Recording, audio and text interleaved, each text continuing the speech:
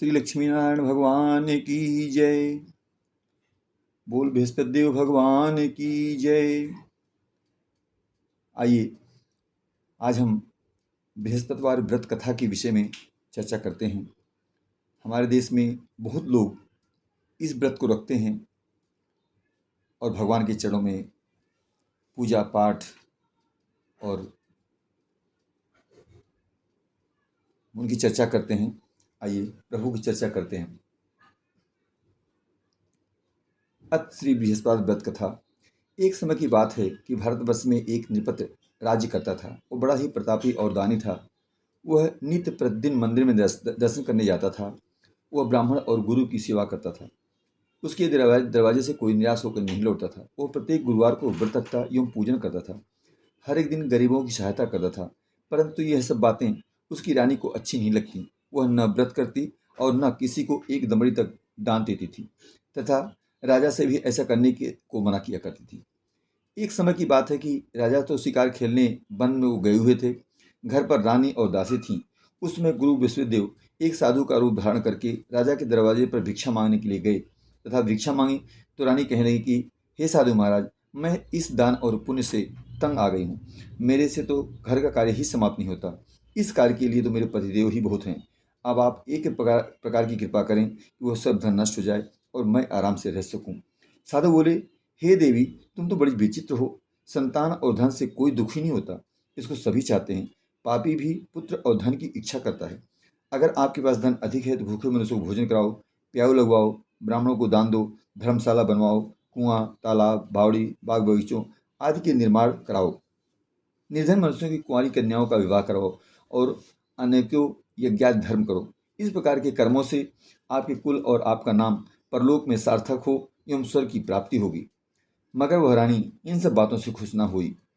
वह बोली, हे साधु महाराज, मुझे ऐसी धन की भी आवश्यकता नहीं जिसको और मनुष्यों को दान दूं तथा जिसको रखने उठाने में मेरा समय बर्बाद हो जावे।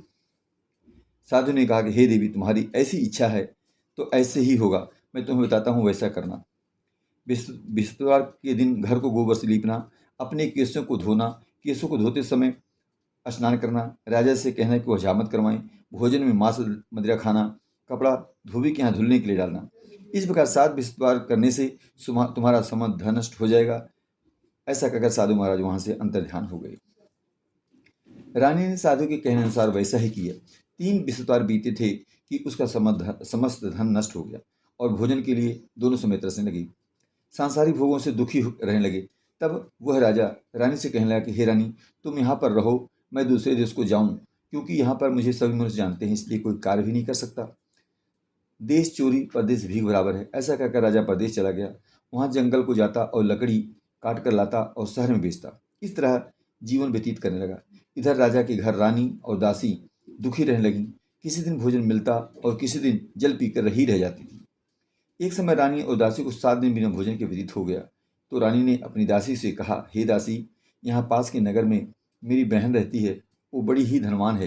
तू उसके पास जा और वहाँ से 5 सेर बेझर मांग ला, जिससे कुछ समय के लिए गुजर हो जाएगी। इस प्रकार रानी की आज्ञा मानकर दासी उसकी बहन के पास गई और रानी की बहन उस समय पूजन कर रही थी, क्योंकि उस दिन बृहस्पतिवार था। जब दासी ने रानी की बहन को देखा और उससे बोली कि हे रानी, मुझे तुम्हारी बहन ने भेजा है, मेरे लिए 5 सेर बेझर दे दो। इस प्रकार दासी ने अनेक बार कहा, परंतु रानी ने कुछ उत्तर न दिया, क्योंकि वह उस समय बृहस्पतिवार की व्रत कथा सुन रही थी। इस प्रकार जब बांदी को किसी प्रकार का उत्तर नहीं मिला तो वह बहुत दुखी हुई एवं क्रोध भी आया और लौटकर अपने गांव रानी के पास आकर बोली, हे रानी, तुम्हारी बहन तो बहुत बड़ी आदमी है। वो छोटे मनुष्यों से बात नहीं करती, इसलिए मैंने उनसे कहा तो उन्होंने कोई उत्तर नहीं दिया।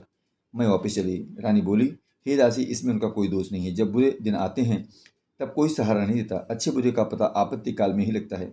जो ईश्वर की इच्छा होगी वही होगा। वह सब हमारे भाग्य का दोष है। इधर रानी ने देखा कि मेरी की बहन की दासी आई थी, परंतु मैं उससे नहीं बोली, इससे वो बहुत दुखी हुई होगी। यह सोच कथा को सुन और विष्णु भगवान का पूजन समाप्त कर वह रानी बहन के घर चल दी और जाकर अपनी बहन से कहने लगी, हे बहन, मैं बृहस्पतिवार की का व्रत कथा कर रही थी। तुम्हारी दासी आई, परंतु जब तक कथा होती है तब तक ना उठते हैं और ना बोलते हैं, इसलिए मैं ना बोली। कहो दासी क्यों गई थी? रानी बोली, बहन, हमारे अनाज नहीं था। वैसे तुमसे कोई बात छिपी नहीं है। इस कारण मैंने दासी को तुम्हारे पास 5 सेर बेझर लेने के लिए भेजी थी। रानी बोली, बहन देखो, बृहस्पति भगवान मनोकामना पूर्ण करते हैं। देखो शायद तुम्हारे घर में अनाज रखा हो। इस प्रकार का वचन जब रानी ने सुना तो घर के अंदर गई और वहां उसे एक घड़ा बेझर का भरा हुआ मिल गया। तब तो वह रानी और वादी को बहुत खुशी हुई और दासी कहने लगी, हे रानी देखो, वैसे हमको जब नहीं मिलता तो हम रोज व्रत करते हैं। अगर इनसे व्रत की विधि और कथा पूछ ली जावे तो हम भी किया करें। तब उस रानी ने अपनी बहन से पूछा कि हे बहन, बृहस्पतिवार की व्रत की कथा कैसे है तथा वह व्रत कैसे करना चाहिए।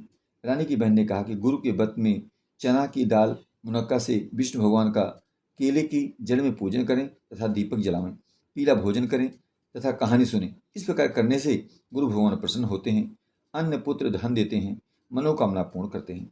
इस प्रकार रानी और दासी दोनों ने निश्चय किया कि बृहस्पति देव भगवान का पूजन जरूर करेंगे। 7 दिन बाद जब बृहस्पतिवार का दिन आया तो उन्होंने व्रत रखा।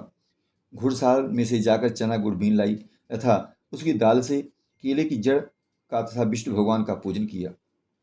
अब भोजन पीला कहाँ से आवे। बेचारी बड़ी दुखी हुई, परंतु उन्होंने व्रत किया था, इस कारण गुरु भगवान प्रसन्न थे। 2 थालों में सुंदर पीला भोजन लेकर आए और दासी को देकर बोले, हे दासी, यह तुम्हारे और रानी के लिए भोजन है, तुम दोनों करना। दासी भोजन पाकर बड़ी प्रसन्न हुई और रानी से बोली, रानी जी चलो भोजन कर लो। रानी को इस विषय में कुछ भी पता नहीं था, इसलिए वह दासी से बोली, तू ही भोजन कर, क्योंकि तू व्यर्थ में हमारी हंसी उड़ाती है। दासी बोली कि एक महात्मा भोजन दे गया है। रानी कहने लगी, वो भोजन तेरे लिए दे गया है, तू भोजन कर। दासी ने कहा कि वो महात्मा हम दोनों को थालों में भोजन दे गया है, इसलिए हम और तुम दोनों साथ साथ भोजन करेंगे। इस प्रकार रानी और वादी दोनों ने गुरु भगवान को नमस्कार कर भोजन प्रारंभ किया तथा अब वो प्रत्येक विश्वार को गुरु भगवान का व्रत और विष्णु भगवान का पूजन करने लगी। बृहस्पतिवार भगवान की कृपा से फिर रानी और दासी के पास धन हो गया। रानी फिर उस समय आलस करने लगी। तब दासी बोली, देखो रानी, तुम्हें पहले इस प्रकार आलस करती थी, तुम्हें धन के रखने में कष्ट होता था, इस कारण सभी धन नष्ट हो गया था। अब गुरु भगवान की कृपा से मैं धन मिला है तो फिर तुम्हें आलस होता है।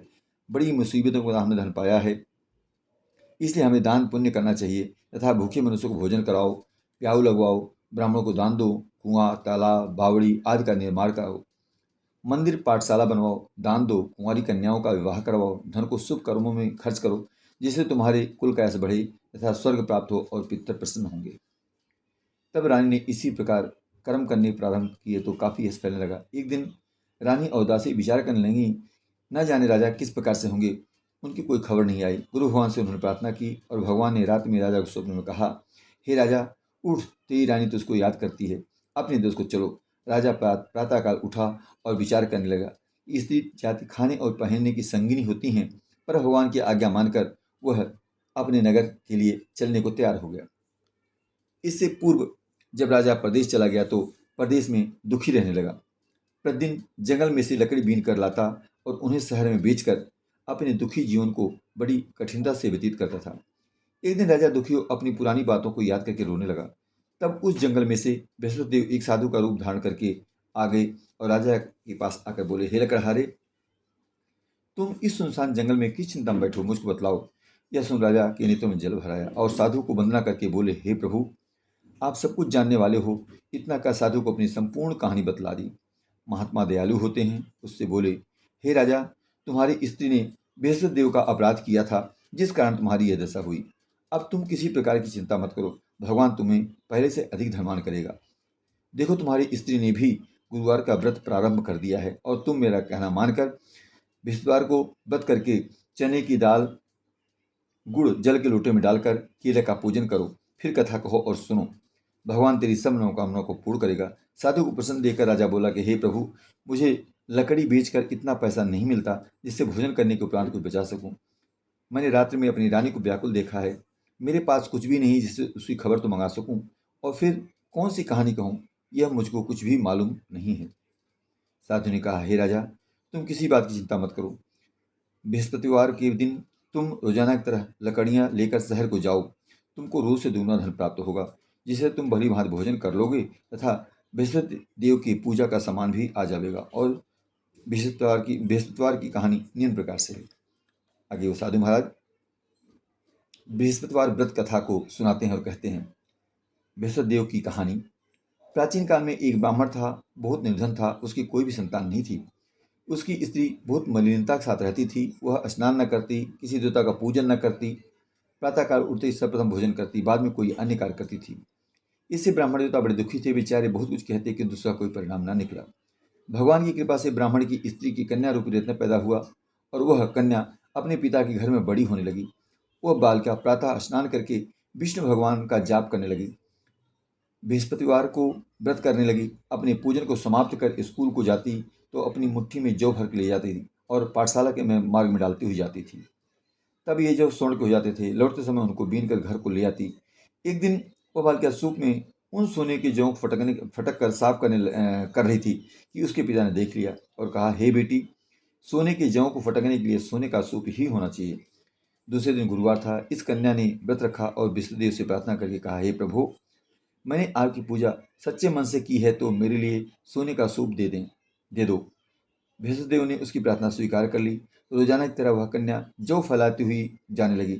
जब लौटकर जौ बीन रही थी तो बृहस्पतिदेव की कृपा से उसे सोने का सूप मिला। उसे वह घर ले आई और उससे जौ साफ करने लगी। परंतु परंतु उसकी माँ का वही ढंग रहा। एक दिन की बात है कि वह कन्या सोने के सूप में जौ साफ कर रही थी। उस समय उस शहर का राजपुत्र वहां से होकर निकला। इस कन्या के रूप और कार्य को देखकर मोहित हो गया था। अपने घर आकर भोजन तथा जल त्याग कर उदास हो लेट गया। राजा को जब इस बात का पता लगा तो अपने प्रधानमंत्रियों के साथ उसके पास गए और बोले कि हे बेटा, तुम्हें किस बात का कष्ट है? किसी ने अपमान किया अथवा कोई और कारण है? सो कहो, मैं वही कार्य करूंगा जिससे तुम्हें प्रसन्नता होगी। अपने पिता की राजकुमार ने बातें सुनी तो वह बोला, मुझे आपकी कृपा से किसी बात का दुख नहीं है। किसी ने मेरा अपमान भी नहीं किया है, परंतु मैं उस लड़की के साथ विवाह करना चाहता हूँ जो सोने के सूप में जौ को साफ कर रही थी।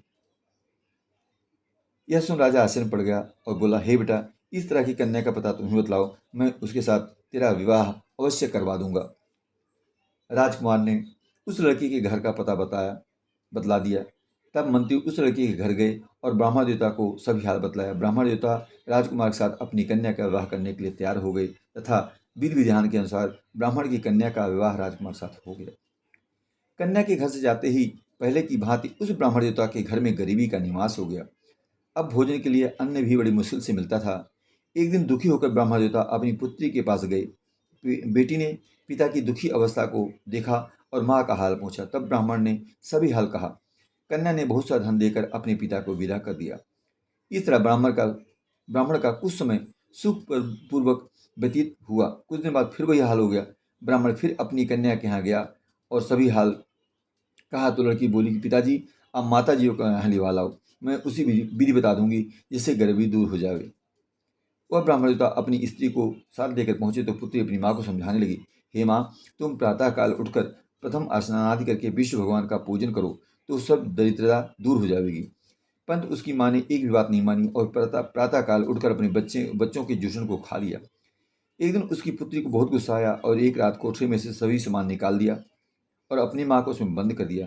प्रातःकाल उसमें से निकाला तथा स्नान आदि करके पाठ करवाया तो उसकी माँ की बुद्धि ठीक हो गई और फिर प्रत्येक बृहस्पतिवार को व्रत रखने लगी। इस व्रत के प्रभाव से उसकी माँ भी बहुत ही धनवान तथा पुत्रवती हो गई और बृहस्पति जी के प्रभाव से उस स्वर्ग को प्राप्त हुई तथा वह ब्राह्मण भी सुखपूर्वक इस लोक के सुख को भोगकर स्वर्ग को प्राप्त हुआ। इस तरह कहानी कहकर साधु देवता वहां से लोप हो गई। धीरे धीरे समय व्यतीत होने पर फिर वही बृहस्पतिवार का दिन आया।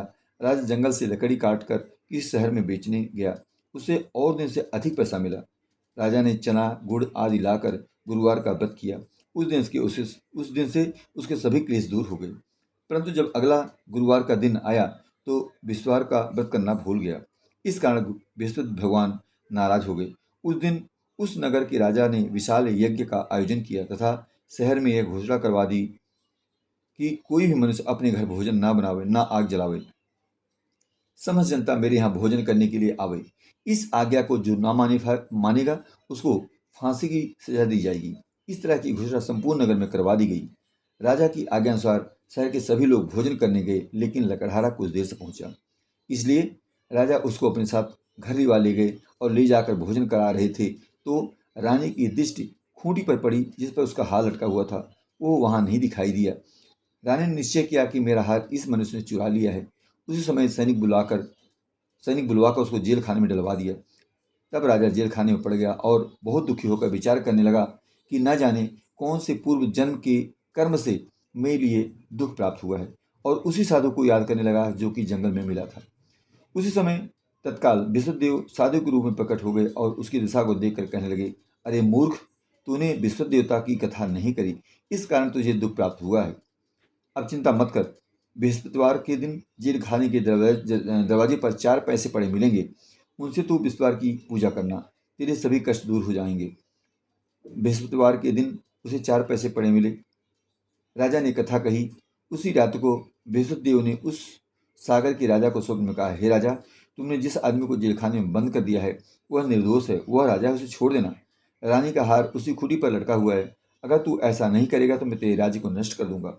इस तरह के रात्रि स्वप्नों को देख राजा प्रातःकाल उठा और खूंटी पर हार देकर लकड़हारे को बुलाकर क्षमा मांगी तथा उस राजा को योग्य सुंदर वस्त्र आभूषण देकर विदा किया तथा गुरुदेव की आज्ञा अनुसार राजा अपने राज्य को चल दिया। राजा जब नगर के निकट पहुंचा तो उसे बड़ा ही आश्चर्य हुआ। नगर में पहले से अधिक बाग, तालाब और कुएं तथा बहुत से धर्मशाला, मंदिर आदि बन गई हैं।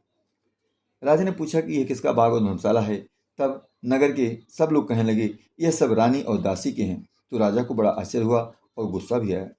जब रानी ने खबर सुनी कि राजा आ रहे हैं तो उसने दासी से कहा, हे दासी, देख राजा हमको कितनी बुरी हालत में छोड़ गए थे, वो हमारी ऐसी हालत देखकर कहीं लौट न जाए, इसलिए तू दरवाजे पर खड़ी हो जा। आज्ञानुसार दासी दरवाजे पर खड़ी हो गई और राजा आए तो उन्हें अपने साथ लिवा ले गई। तब राजा ने क्रोध करके अपनी तलवार निकाली और पूछने लगे, बताओ ये धन तुम्हें कैसे प्राप्त हुआ। तब उन्होंने कहा, हमें धन विष्णुदेव के इस व्रत के प्रभाव से प्राप्त हुआ। राजा ने निश्चय किया कि 7 दिन बाद तो सभी विष्णुदेव का पूजन करते हैं, परंतु मैं रोजाना दिन में 3 बार ही कहानी कहा करूंगा तथा रोज व्रत किया करूंगा। इस प्रसंग को सुनकर राजा को बड़ा मन में भाव हुआ और उन्होंने निश्चय किया कि मैं अब दिन में 3 बार कहानी कहा करूंगा और रोज व्रत किया करूंगा। अब हर समय राजा के दुपट्टे में चने की दाल बंधी रहती तथा दिन में 3 बार कहानी कहता। एक दिन राजा ने विचार किया कि चलो अपनी बहन के यहाँ हो आवें। इस तरह निश्चय कर राजा घोड़े पर सवार हो अपनी बहन के यहाँ चलने लगा। मार्ग में उसने देखा कि कुछ आदमी एक मुर्दे को लिए जा रहे हैं। उन्हें रोककर राजा कहने लगा, अरे भाई, मेरी बृहस्पति देव की कहानी सुन लो। वे बोले, लो, हमारा तो आदमी मर गया, इसे अपनी कथा की पड़ी है। परंतु कुछ आदमी बोले, अच्छा कहो, हम तुम्हारी कथा भी सुनेंगे। राजा ने दाल निकाली और जब कथा आधी हुई कि मुर्दा हिलने डुलने लग गया, और जब कथा समाप्त हुई तो वह राम राम करके मनुष्य खड़ा हो गया। राजा आगे बढ़ा। आगे मार्ग में उसे एक किसान खेत में हल चलाता हुआ मिला। राजा ने उसे देखा और उसे बोला, अरे भैया, तुम मेरी बृहस्पतिवार की कथा सुन लो। किसान बोला कि जब तक मैं तेरी कथा सुनूंगा तब तक 4 हरिया जोत लूंगा, जा अपनी कथा किसी और को सुनाना। इस तरह राजा आगे चलने लगा। राजा के हटते ही बैल पछाड़ खाकर गिर गया तथा किसान के पेट में बहुत जोर का दर्द होने लगा। उस समय उसकी माँ रोटी लेकर आई। उसने जब यह देखा तो अपने पुत्र से सब हाल पूछा और बेटे ने सभी हाल कह दिया। तो बुढ़िया दौड़ी दौड़ी घुड़सवार के पास गई और उससे बोली, मैं तेरी कथा सुनूंगी, तू अपनी कथा मेरे खेत पर चलकर कहना। राजा ने बुढ़िया के खेत पर जाकर कथा कही, जिसके सुनते ही बैल खड़े हो गए तथा किसान की पेट का दर्द बंद हो गया। राजा अपनी बहन के घर पहुंचा तो बहन ने भाई की खूब मेहमानी की। दूसरे दिन सवेरे राजा जगा तो देखा कि सब लोग भोजन कर रहे हैं। राजा ने अपनी बहन से कहा कि हे बहन, ऐसा कोई मनुष्य है जिसने भोजन ना किया हो, मेरी विश्वार की कथा सुन ले। बहन बोली कि हे भैया, यह देश ऐसे ही है, पहले यहाँ लोग भोजन करते हैं, बाद में कोई अन्य कार्य करते हैं। अगर कोई पुरुष में है तो मैं देखा हूँ। वह ऐसा कहकर देखने चली गई, परंतु उससे कोई व्यक्ति नहीं मिला जिसने भोजन ना किया हो। अतः वह एक कुम्हार के घर गई जिसका लड़का बीमार था। उसे मालूम हुआ कि उनके यहाँ 3 दिन से किसी ने भोजन नहीं किया है। रानी ने अपने भाई की कथा सुनने के लिए कुम्हार से कहा। वो तैयार हो गया। राजा ने जाकर विश्वार की कथा कही, जिसको सुनकर उसका लड़का ठीक हो गया। अब तो राजा की प्रशंसा होने लगी। एक दिन राजा ने अपनी बहन से कहा कि हे बहन, हम अपने घर को जाएंगे, तुम भी तैयार हो जाओ। राजा की बहन ने अपनी सास से कही। सास बोली कि हाँ चली जा, परंतु अपने लड़कों को मत ले जाना, क्योंकि तेरे भाई की कोई औलाद नहीं है। बहन ने अपने भैया से कहा, हे भैया, मैं तो चलूंगी, लेकिन कोई बालक नहीं जाएगा। राजा बोला कि जब कोई बालक नहीं चलेगा तो तुम ही क्या करोगी। बड़े दुखी मन से राजा अपने नगर को लौट आया। राजा ने अपनी रानी से कहा कि हम निर्वंशी राजा हैं, हमारा मुंह देखने का धर्म नहीं है और कुछ भोजन आज नहीं किया। रानी बोली कि हे प्रभु, बृहस्पतिदेव ने हमें सब कुछ दिया है, वे हमें औलाद अवश्य देंगे। उसी रात को बृहस्पतिदेव ने राजा को से स्वप्न में कहा, हे राजा, उठ सभी सोच को त्याग दे, तेरी रानी गर्भ से है। राजा को यह बात सुनकर बड़ी खुशी हुई। 9वें महीने में उसके गर्भ से एक सुंदर पुत्र पैदा हुआ। तब राजा बोला कि हे रानी, स्त्री बिना भोजन के रह सकती है, बिना कहे नहीं रह सकती। जब मेरी बहन आवे तो तुम उससे कुछ मत कहना। रानी ने सुनकर हाँ कर दिया। जब राजा की बहन ने यह समाचार सुना तो वह खुश हुई और बधाई लेकर अपने भाई के यहाँ आई। तभी रानी ने कहा, घोड़ा चढ़कर तो नहीं आई, गधा चढ़ी आई। राजा की बहन बोली, भाभी, मैं इस प्रकार न कहती तो तुम्हें औलाद कैसे मिलती। बृहस्पति देव ऐसे ही हैं, जैसी इसके मन में कामनाएं हैं सभी की पूर्ण करते हैं। जो सद्भावनापूर्वक बृहस्पतिवार का व्रत करता है, यम कथा पढ़ता है अथवा सुनता है और दूसरों को सुनाता है, बृहस्पति देव उनकी सभी मनोकामना पूर्ण करते हैं। भगवान बृहस्पतिदेव उनकी सदैव रक्षा करते हैं। संसार में सद्भावना से भगवान का पूजन व्रत सच्चे हृदय से करते हैं, उनकी सभी मनोकामनाएं पूर्ण करते हैं। जैसे सच्ची भावना से रानी और राजा ने उनकी कथा का गुणगान किया तो उनकी सभी इच्छाएं बृहस्पति देव जी ने पूर्ण की थी। इसलिए सबको कथा सुनने के बाद प्रसाद लेकर जाना चाहिए। हृदय से उनका मनन करते हुए जयकारा बोलना चाहिए। बोलो बृहस्पतिदेव भगवान की जय, बोलो विष्णु भगवान की जय।